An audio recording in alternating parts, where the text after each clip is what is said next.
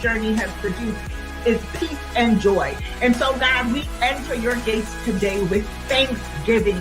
We are thanking you that we are growing up in faith. We are thanking you that we are becoming and beholding and becoming change for the time we have spent in your presence.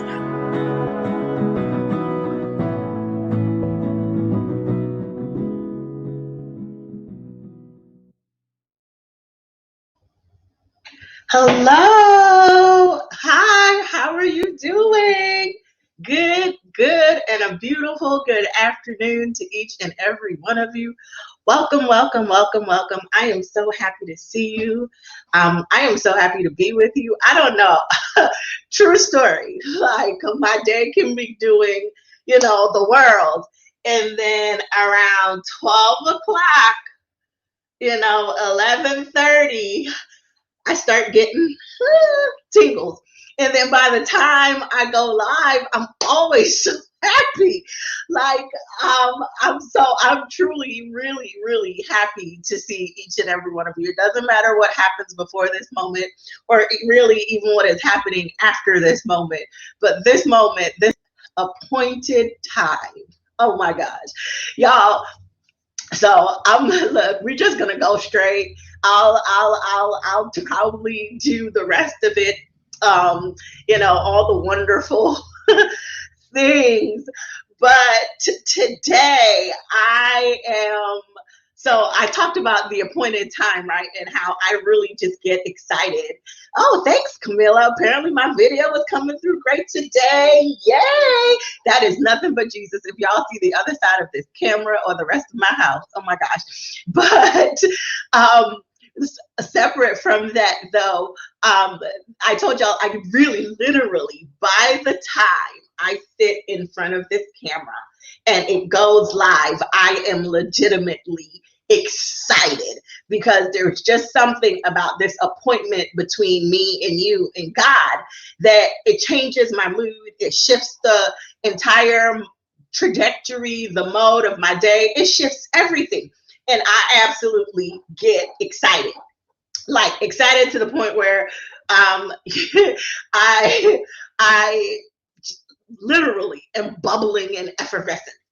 But I said a 30 seconds ago appointed time, and the reason I started chuckling is that if you can see, I'm sorry, my glasses are giving me the blues, and of course this is the absolute moment that I can't find either the spray or the rag. And I know some of you who do not have seeing eye problems are like, well, why don't you just go? Because everything is blurry. When you guys post your comments, I won't be able to see anything on this here computer screen.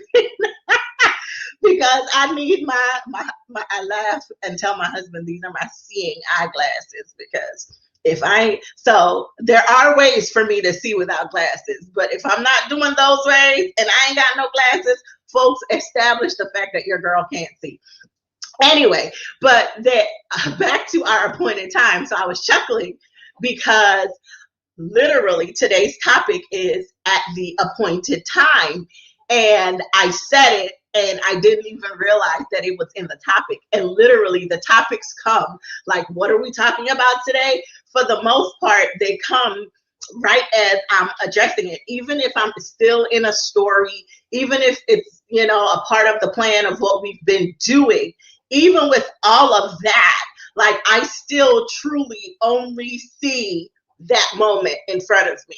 And so when I'm typing and I'm prepping my broadcast for today, I'm like, okay, God, I need a title, and then he drops some words in my spirit. And today he dropped at the appointed time.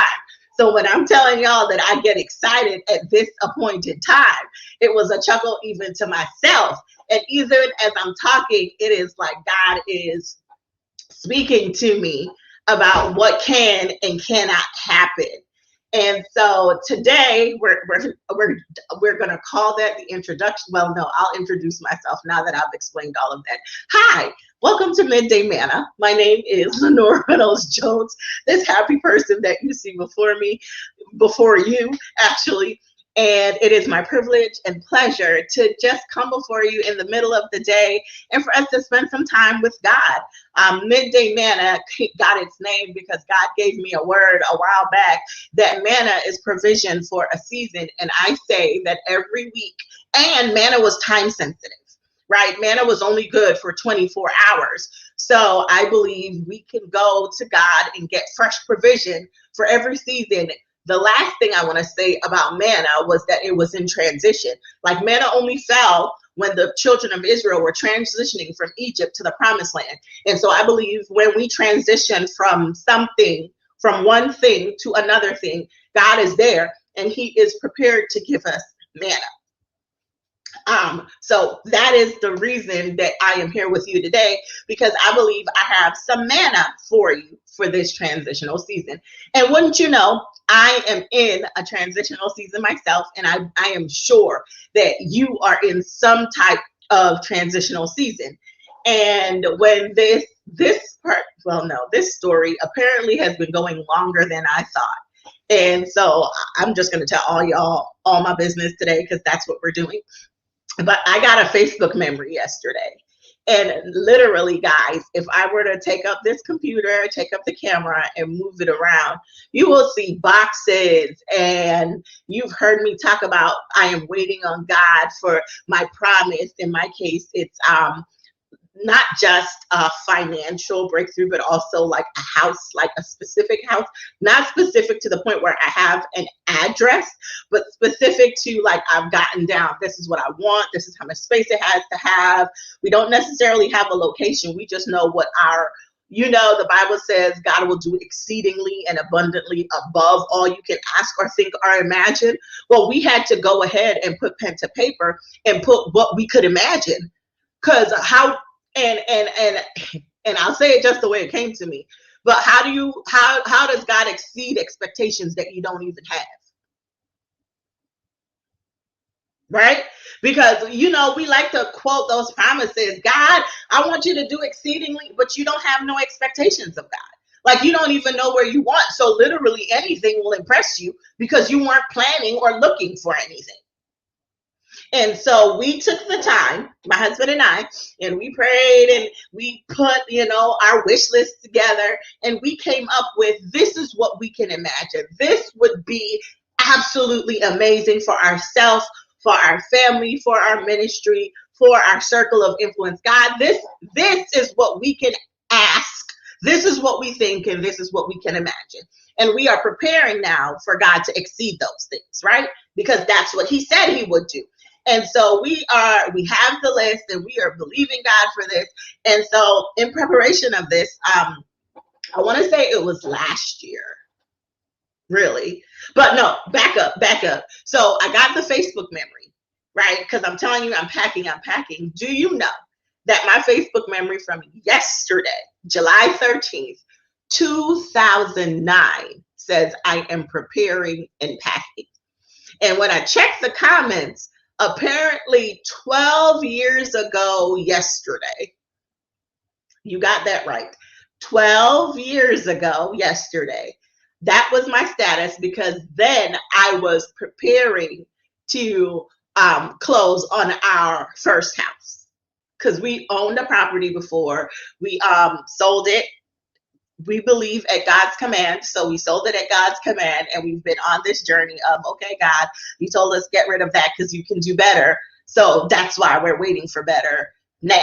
And so, but it was so, I told my friends, like, I have a bunch of feelings about it, because I'm not even sure. The feelings are good, but it's the moment where, for me, I didn't realize how long I've been in this place. And it's not that it's a bad place to be. It is that, how did I forget? Because, and the truth is, I didn't totally forget, because there are moments. So I think about that journey to that first house. And what I've said to myself about that first house, and I'll just be transparent with you guys today, is that sometimes God gave me what I want so I could see it wasn't what I needed. You heard, I'm going to say it again. God gave me what I wanted so I could see that it was not what I needed. Because that house, and I can run specs for y'all, but it was supposedly the great house.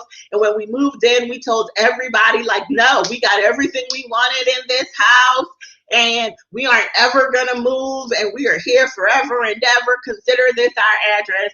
And then one kid, two kids, and we were out of space. And we were like, how did what we thought was, and then God was like, so are you going to trust me now? And that was a crazy question to me, because honestly, guys, I am a paralegal. Well, used to be in my former life. I was a trained paralegal. And so I knew all the jargon and the ins and outs and all the steps. And so along that process of home ownership, there was a whole lot of Lenore. Okay. I would send, emails to the underwriter, like, let me check. I had an agent, and I'm sending emails to the underwriter. And I remember distinctly it come like, and we did the faith steps. So I remember, like, there was a sale, a friends and family sale. I think it's Sears that has friends and family, or JCPenney, whoever. Somebody has friends and family. And we were under contract, going through underwriting, waiting for closing at the time. And we went and we bought all new appliances, because we were like, no, God said this is our house, so we're going to close. And when the time came for delivery, we had closed. So we were able to actually do it. But that was a whole thing that, we hadn't closed, but we had, because the price was so good and the sale was so great, we bought appliances for a house that we didn't quite yet own, But even with that, I remember having those appliances and having a back and forth with the underwriter, because they had given us the clear to close, and then they were changing the date and and almost like they were trying to back out. And I sent them a very strong worded letter email saying, look, on this date you sent me this email, on this date we received the clear to close. Like, there was a lot of Lenore in that process, my knowledge, my understanding. And so I say all of that to tell you that sometimes you redo a thing so you can do it a different way. Because this time, your girl knows nothing. I am in control of nothing. I have no plans. Like, literally, the plan is Jesus. And so, having said all of that, I think we are ready now for us to go to, and this is Jesus. Like, guys, I'm not intentionally picking passages of scripture. Literally, it happens organically, and I just go with it because I'm obedient. And so, if you have your smart device, which I do, if you can go with me, we are in the book of Genesis, and we are at chapter 21. And it says, verse 1, and the Lord Jehovah visited Sarah as he had said. And the Lord Jehovah did unto Sarah as he had spoken. For Sarah conceived and bore Abraham a son in his old age, at the set time of which God Elohim had spoken to him. And you're like, what does that have to do with all that you just said? And and you're even probably wondering, like, what does that have to do with this idea of the appointed time? And I wanted to like remind you, in verse 2, it said, Sarah bore the son at the appointed time, at the set time that God had spoken to Abraham. And then I have a couple of Bible apps that I focus on and I go through all the time. And so curiosity makes me go, literally curiosity makes me go and start looking for things. And so today, as I read that this morning, the set time, it started tingling in my ear. And so it is a Hebrew word, moed, I believe, or moad. You want to say it like that? It's an appointed place, an appointed time, a meeting, okay? It's a meeting.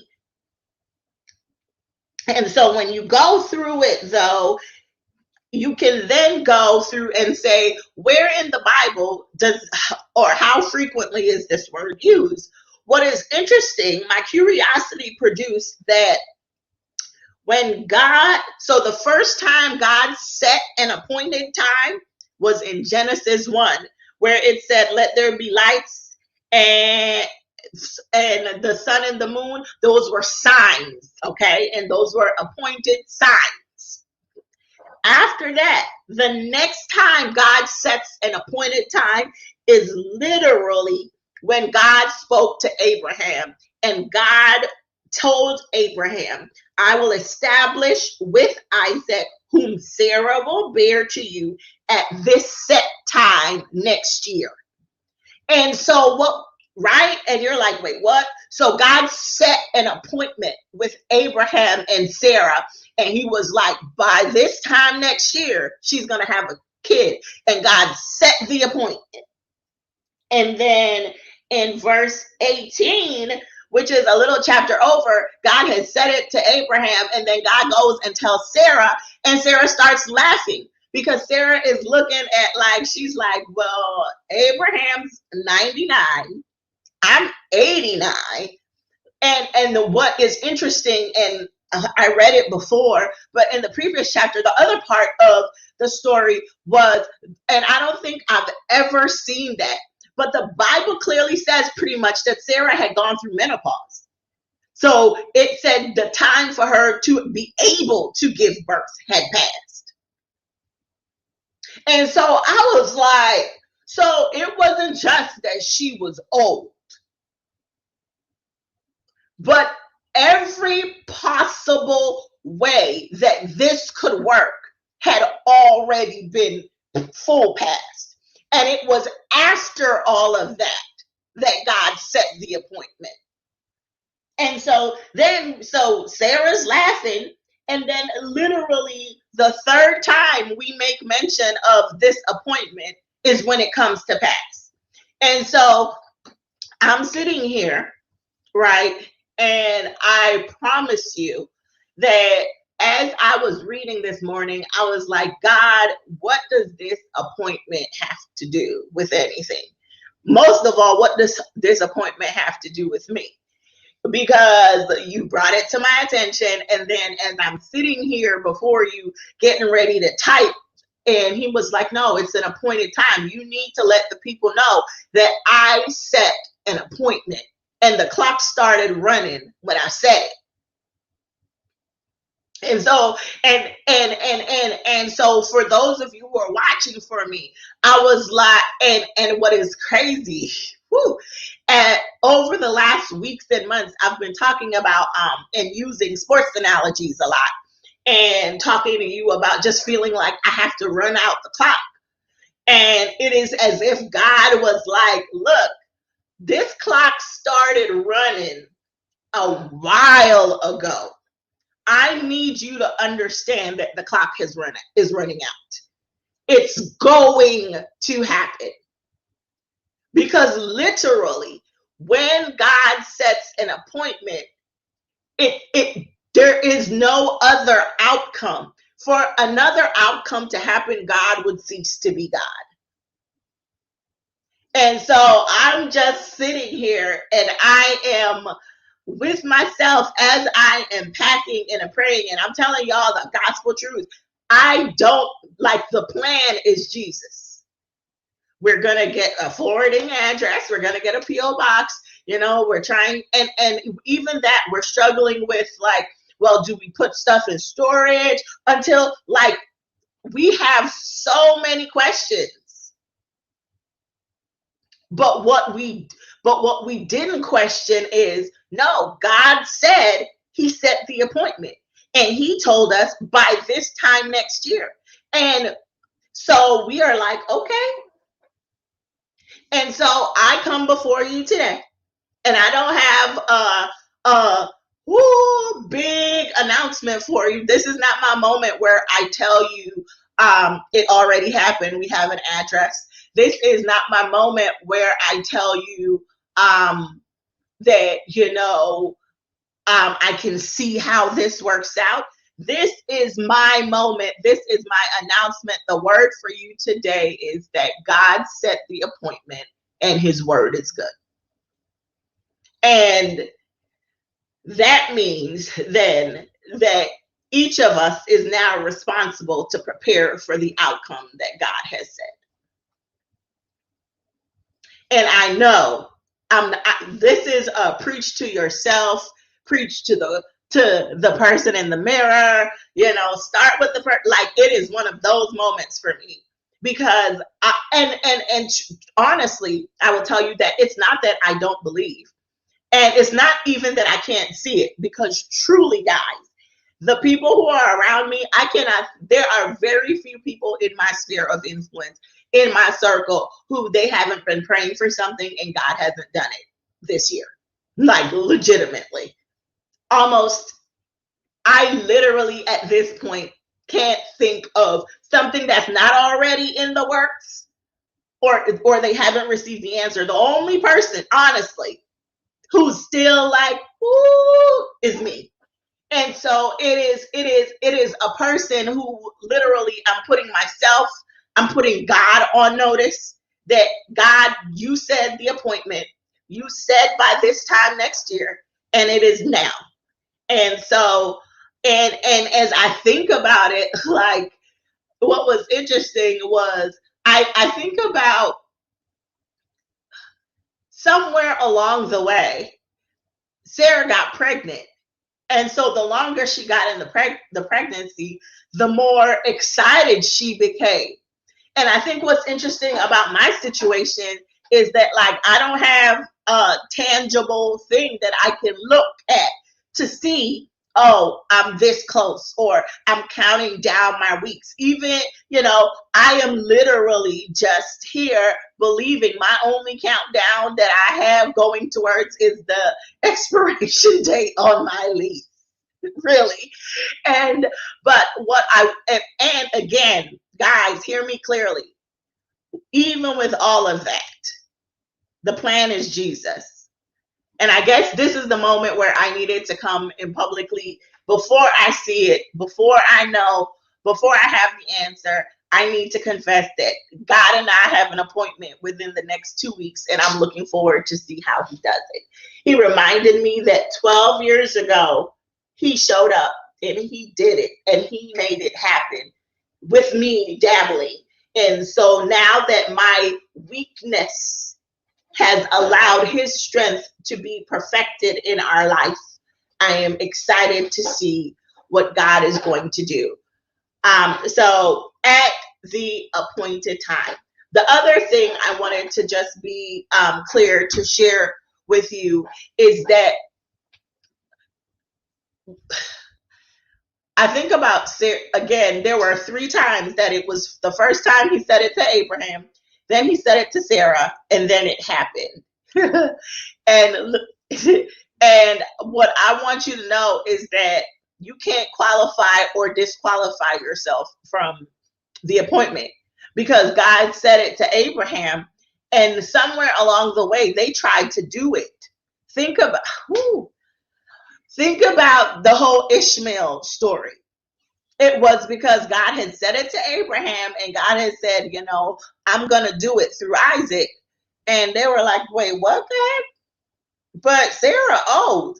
And so God comes back around and God gives them a shorter time frame. Like, there were, the first time God made the promise, I think they said it was like Abraham was 80. And then the next time God made the promise, Abraham was 99. And so, and from 99 to 100 is when it came. And so, but at 80, I think it's 86. I think it's 86 because Ishmael is 13 years older than Isaac. But I think it was like 86. He was 86 when Sarah was like, well, you remember God had said you were going to have a son. I clearly can't. And I clearly can't do it. So I'm going to give you. And so that's where they go helping God. And God is like, and that's why I can tell you that I really believe God was like, you know what, since you're going to help me, look, and what you helped me with was an Ishmael. And it's not that he didn't bless Ishmael. It was that Ishmael was not the promise. And so today, my encouragement for you is to hold out for the promise. Even if it's been some time, even if, like, don't, Sarah Jakes Robert says, don't settle for safe. That's what she says. But like, don't settle for anything but the promise. Like, and if you can do it, then God didn't. That's clear. If you can do it, if you can figure it out, then God didn't do it. And so I want you to know it's okay to sit back, to be still, to rest, and to allow God to lead you. Because at the appointed time, at the set time, the clock is going to run out and you will win and reap the spoils for what God has promised. That's all I came before you to say today. I thank you so much for joining me. And for those of you who are like, well, when are we going to pray? Because I feel like I need prayer. I'm so happy you asked. We will pray on Friday. Friday, right here at the same time, noon on Friday, at this station on YouTube, on this page on Facebook is prayer time. And at that time, you can put before me your prayer requests. What are you waiting for the clock to run out on? When are you waiting for, like when you put bread in the toaster, you push it down and then you wait for it to pop up so that you know it's done. I feel like I push my bread down, and I think I may have actually pushed it down a couple of times and it popped right up, but the bread wasn't ready. And so now I pushed it down and it's down this time for real. And I'm waiting for it to cook so that it can pop up. Excuse me. And so I am just absolutely encouraging you. Join me on Friday. Not that I believe that I'm going to have an answer on Friday. Maybe I will, maybe I won't. But even if I don't, what I know is that we will be communing with the one who has all the answers and the one who set the timer. So have a blessed day. And as I always say, may your latter, as in the latter half of your day, be greater, absolutely greater than your beginning. Blessings to each of you, blessings over each of you, and thank you so much for joining me for today's edition of Midday Manna. Bye-bye.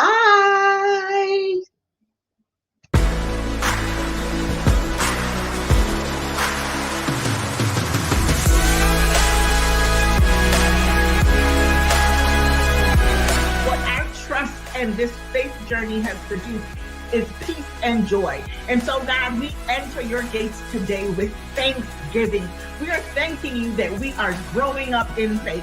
We are thanking you that we are becoming and beholding and becoming change for the time we have spent in your presence.